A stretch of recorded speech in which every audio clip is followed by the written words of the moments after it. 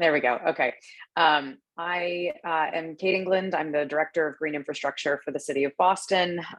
This role is a newly created role. Oh, I'm coming up on my 1-year anniversary, but it's a position that did not exist until a year ago. And I'm going to talk today a little bit about stormwater and green infrastructure. I know that this group, stormwater, is probably a pretty well-known and understood topic, so I won't spend too much time on it. But I'm hoping to show you a couple of examples of projects that have had green infrastructure in them, that have been in place for quite some time, and then talk a little bit about some proposed, and by proposed, I mean projects that are currently in design, and many of them are actually within the Neponset River watershed, and just want to kind of provide an overview of what I've been working on, and then we'll have some time for questions and such at the end. So brief overview of what is stormwater. All of the slides that I have that have really nice pictures in the background, there's a little call out in the bottom corner so you know where it is. And I'm also happy to share slides after this presentation as well. So main things that we want people to know about stormwater. Stormwater is essentially what its name sounds like it is. If you break it down, it's water from storms. And when water, precipitation, rain, snow, sleet, and other things fall on hard, impervious surfaces in our cities, it runs off rather than absorbing into the ground. And that is, our definition of stormwater. And our current gray infrastructure system manages stormwater with catch basins and storm drains. And unfortunately, that water ends up distributing or discharging to our water bodies without any treatment. With the exception of the sumps and the catch basins. So one of the things that we, kind of talk about in Boston is that there are two kind of major issues with our current way of managing stormwater. And one is that there's a quality issue. And then the second is that there is a quantity issue. So many of us are urban dwellers. We have seen what is on the sidewalks and streets and such in our cities. And all of that pollution and litter, sediment and, nutrients and things that we can and can't see ends up in that stormwater and then gets discharged to our water bodies. So that's our kind of water quality issue. And then there's also a water quantity issue. Our existing storm drain system, and this is the case in most municipalities across the country, has been in place for quite some time. And it was designed and built for a design storm that is much smaller than the storms that we are seeing today. And so our storm drain systems are undersized, and a lot of them are old, are aging. And so we have, a system that can handle our typical storms, less than an inch of rain. But anytime we get, a larger storm or a more intense storm that drops a lot of water quickly, our system starts to struggle and we see localized flooding. So this image up on the screen right now is taken from the Climate Ready Boston viewer that is available on the City of Boston's website. I picked a storm that's not like a totally outrageous storm. So it's the 10-year, 24-hour storm. The teal that you're seeing on the map of Boston are neighborhoods or areas where we are modeling and predicting that we will be seeing inundation and flooding, with this storm event. And so as you can see across the city, this really is affecting all neighborhoods. It's going to affect all Bostonians. And I assume that many on this call have similar inundation maps for their own municipalities, and you're probably seeing pretty much the same thing. Okay, so I want to talk a little bit about green infrastructure because that's my passion.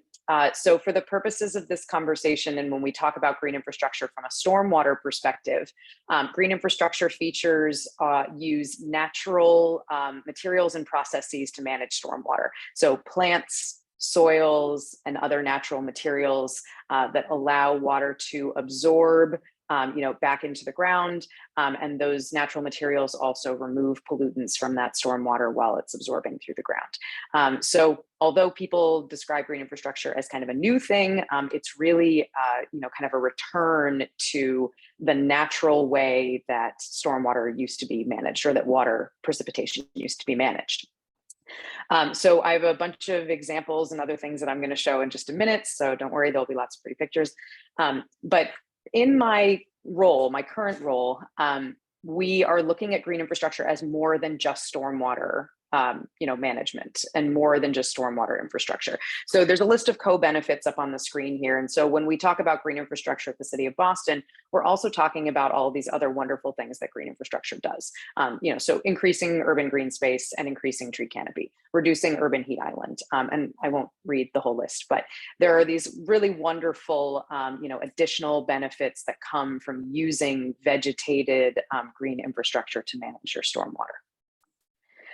So a couple of, I call them innovative green infrastructure designs, but really the first one that you're seeing on the left, that's the green roof on the Prudential Center. That's actually been in place for almost over 20 years at this point. So it's really, at the time, I think it was quite innovative. Now I think it's kind of a more common practice.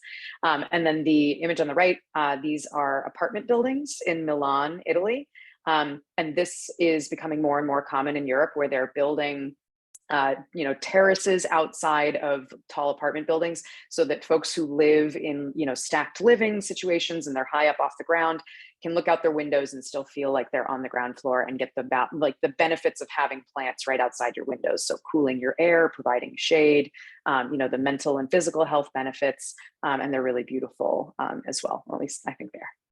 And then a couple of other examples. Some of these are local, lots of living walls, both inside and outside.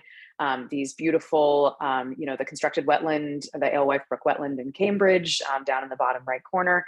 Some really lovely street green infrastructure designs where they're both kind of artistic, but also performing a stormwater function. And then the rendering that you're seeing in the middle is the proposed plan for 10 World Trade Center in the Seaport District. And this is actually quite a high seawall that's being built with a beautiful park and infiltration on top of it. So really cool things that we're starting to see in green infrastructure design. So what types of green infrastructure can we build in urban environments? A lot of us have, Boston is obviously a very urban municipality, but a lot of us are dealing with some pretty urban conditions, where we are working and where we live. And so I wanted to go through a couple of different types of green infrastructure and just show some kind of nice precedent examples of what can be built. So rain gardens and bioswales can be easily fit into most of our urban areas. They're very flexible in terms of their shape and design. So you can make them really functional and narrow, and really trees and grass and keep to a very limited plant palette. Or you can get creative with beautiful shapes and add curbing elements and seating and artistic elements as well. These are relatively shallow features, but they do provide some really wonderful stormwater benefits, both removing pollutants and reducing volume. Green roofs, obviously, I love this picture of the apartments in Italy, but green roofs are becoming more and more common across the world. There are cities and towns outside of the United States that actually require them, and there are a few towns in Boston Metro, Cambridge and others included, who now have requirements for adding green roofs to new development projects, which is really wonderful. The material that green roofs are made of has gotten lighter over time, meaning it weighs less, which has removed some of the barriers that we had early on with weight in old buildings. So lots of really wonderful developments in the green roof industry. And then we've also got, stormwater planters, which are nice, easy, small features that can be fit into a variety of locations. They can be used as seating in public spaces. They can be, kind of beautiful, artistic. They can be used in alleyways. They can be built right up against buildings. So lots of different ways that you can do quite a lot for stormwater management with very little physical space. And then we've got tree pits and tree trenches, which I'm sure many of you either have in your municipalities or you've walked over them and maybe not even realized that you were standing on one. From the surface, they look very much like a standard tree pit, except that they allow stormwater to enter into the planted soil area and the root zone for the trees, both from above, either through porous paving or pavers, or from catch basins that have pipes that come off the back of the catch basins and then pipe stormwater into that stone infiltration area underneath your trees. So tree pits and tree trenches are actually really wonderful tools that we should all be using for our street trees. they definitely do help increase the viability and chance of survival for juvenile street trees. The city of Boston struggles quite a bit with keeping our juvenile street trees alive. We have a 63% mortality rate for trees under 7 years. And so our tree trenches that we have started deploying, I've had no tree deaths within them, which is really wonderful kind of change from some of our other installations where our street trees unfortunately have not made it past the first couple of years. So really great tool in our toolkit to help build our urban forestry and urban tree canopy. And sorry, everyone, my slide transitions are really slow. We also have a lot of porous paving options available now. I remember, 10 years ago, it was like porous asphalt was pretty much it.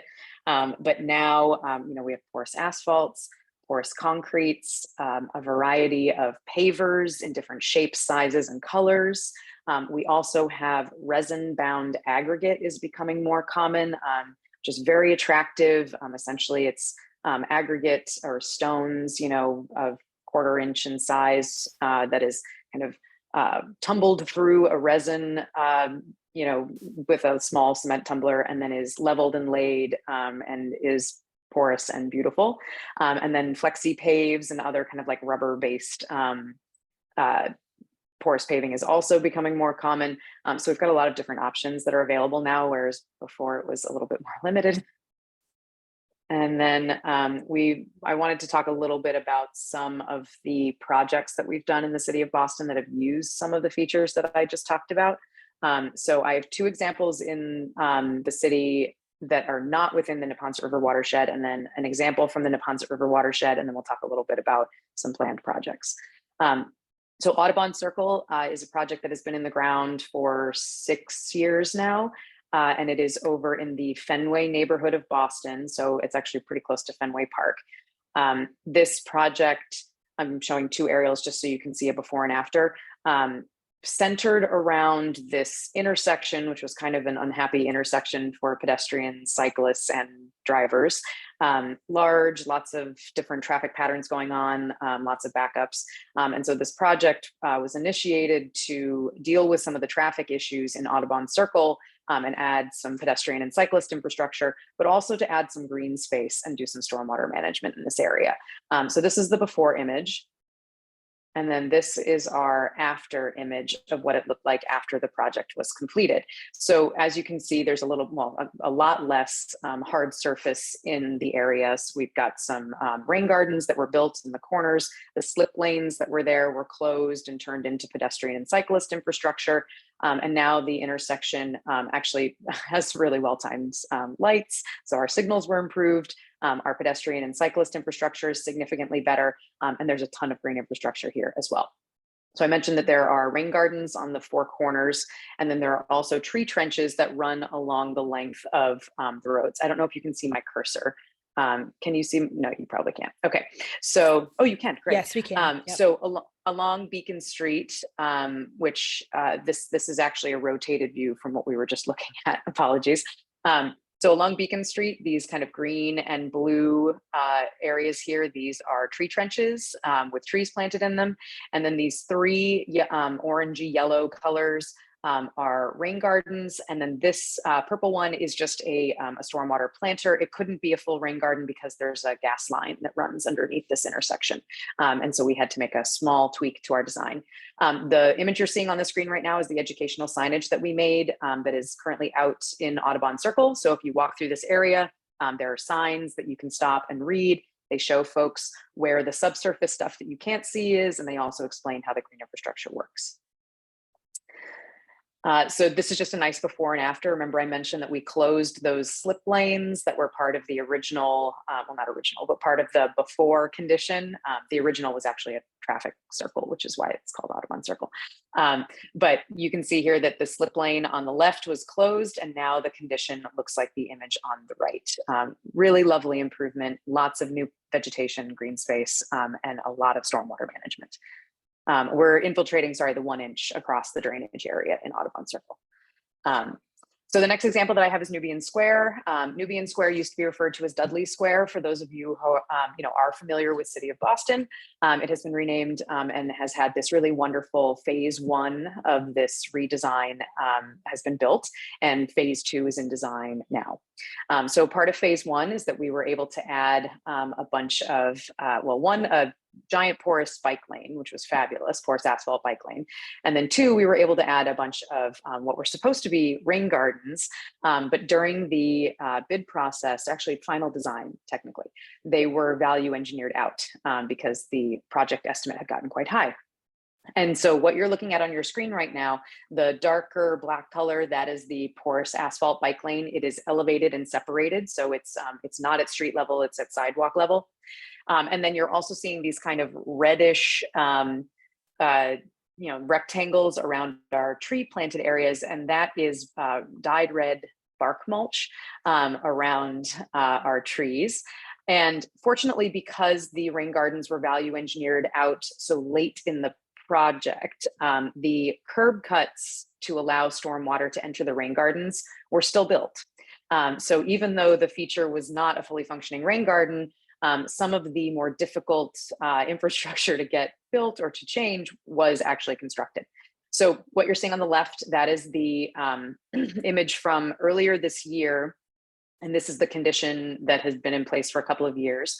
And one of the first things that I wanted to do when I started my job was to transition this back to what it should have been, which was construct it, basically pull out mulch, pull out the top few layers, inches of soil, put in bioswale, and replant with rain garden plants. So the image on the right is after we had removed the bark mulch and a couple of layers, or a couple of inches, I don't know, I keep saying layers, of soil.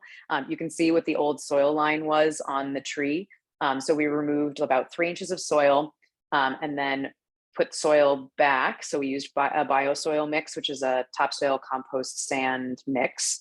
And this is the condition today. It's a video. I apologize for the road noise, but the video is just so much more compelling than even the pictures. So bear with me. Again, apologies for the noise.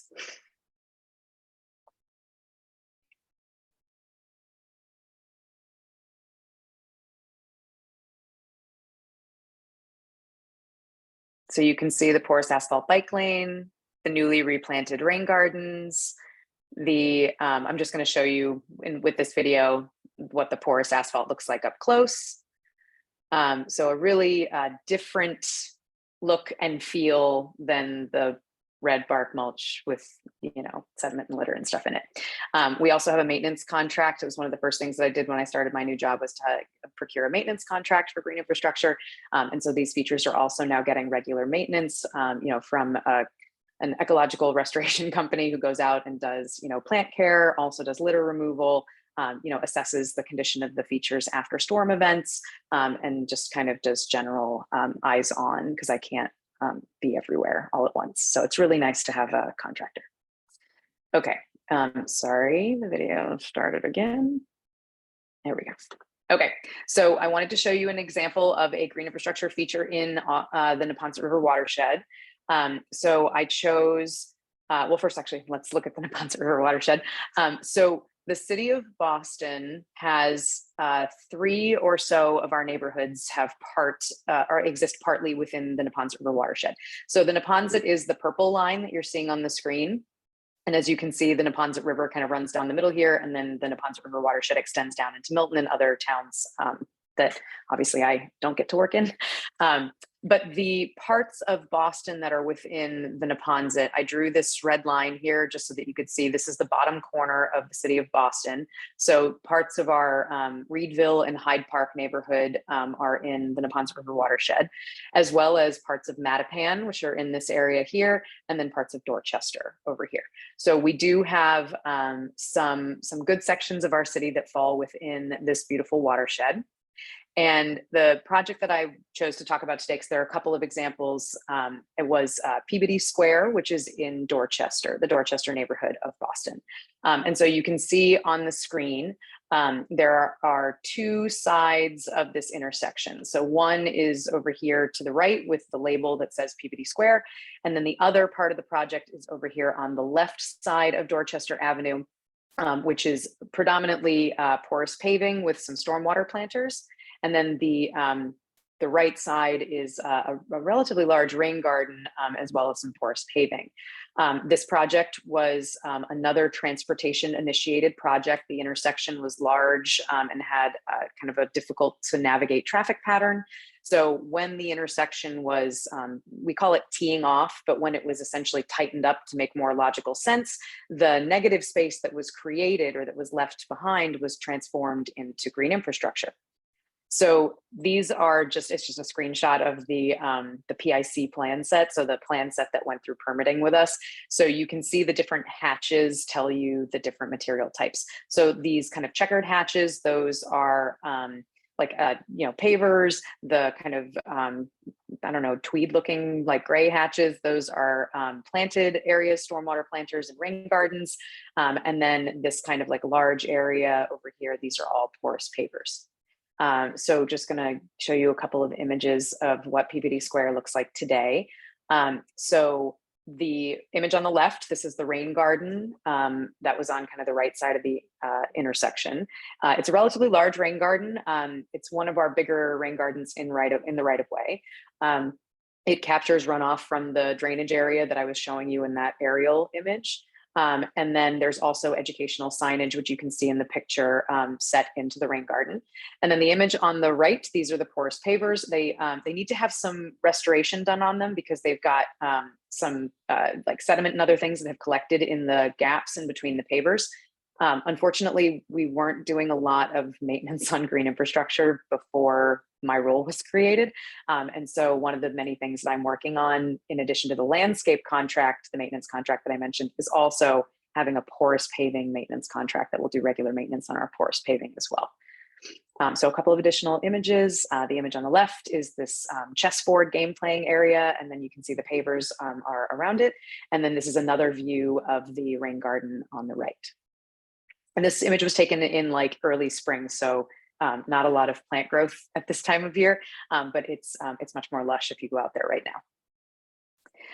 now. Okay, so wanted to quickly flag a couple of future green infrastructure features, and then just kind of make some time for questions. So you can see on the screen, this is the same image that I had up before. The city of Boston town line is here in red, and then it continues. The river is the remainder of the town line.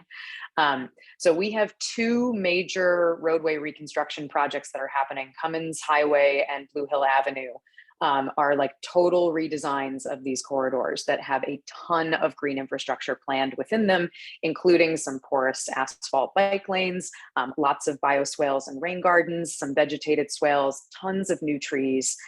Really should transform these two neighborhoods. And then we also have these smaller pink circles, which are they're intersection updates or upgrades that are happening. So these two intersection, River Street and Wachusett Street, and then Reservation Road and Hyde Park Ave, were both recently redone intersections that were paved.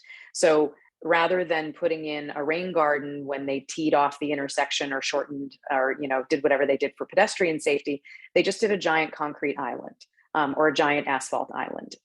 So we're going to be converting those islands to bioretention or to rain gardens or to something not concrete. And then the two purple projects on the screen are actually DCR projects that I know about because before I came to City of Boston, I was working on them at DCR. And so the little one here, this is Doyle Playground. And then this one here is the Edgewater bike path and alignment that's happening. And both of those have green infrastructure planned as part of those projects as well. And I know that there are many others that are going on. These are just the ones that I'm very familiar with and that I can say, I can answer questions about basically, and that I know are definitely happening. So I had this whole section about working within site constraints, but I'm just gonna click through it really quickly. I know that there were some questions about lessons learned and how do you work with difficult conditions? So I wanted to put some information up on the screen and then I'll share it out with everybody as well. But if your issues are ledge or existing subsurface structures or shallow depth to groundwater or poor soils and contamination, what do you do? What can you build? And so just some suggestions of things that you can build if those are existing site constraints that you have. So you could do raised features, you could do shallow surface features, You could do something that has subsurface components like sand-based structural soil if you need to keep your surface, for whatever use you've already got. You could do rooftop features, a variety of different things. And what if your issues are limited available space, or the surface area already has a specific use? So if it's a plaza or an athletic field or something, that you can't change. You can do small distributed features, which don't take up a ton of space on the surface. You can use porous paving materials. You can do rooftop features. You can do rainwater harvesting. So there's all kinds of things that you can do, even if you have very limited available space. And what if you don't have a lot of sunlight? If your whole project area is in the shade of a large building, or in between many buildings, how do you do green infrastructure? And the answer is you can choose a palette of shade-loving plants. You can use porous paving materials. You could do subsurface features. There's a lot of things that can be done, underground. You can once again use rooftop features, so maybe they can actually get up and get to that sunlight. And then there's always rainwater harvesting and other things. And what if you have an existing building or a structure, like a parking garage? Or what if your building is old and structurally maybe can't bear the weight of, a heavy system? You could do a lightweight roof system. You could do rainwater harvesting. You can do all different kinds of things. So there's the reason I wanted to kind of go through these kind of quickly is there's always a solution. Green infrastructure allows for a lot of creativity. It's very flexible. And so if you have the desire to manage your stormwater, or to add green space, or to add vegetation, there's always a way to do it. You just have to sometimes think outside of the box and be willing to try things that maybe are not, super common yet, or things that maybe we haven't done before. So I wanted to pause for questions and discussion. I'm sorry, I think I took a little bit longer than I had intended to, but still hoping that we'll be able to ask some questions and things like that. So thank you for letting me go through my slides. Really excited to meet this group, and look forward to answering questions. And you can ask questions about anything. It doesn't have to be stuff I talked about.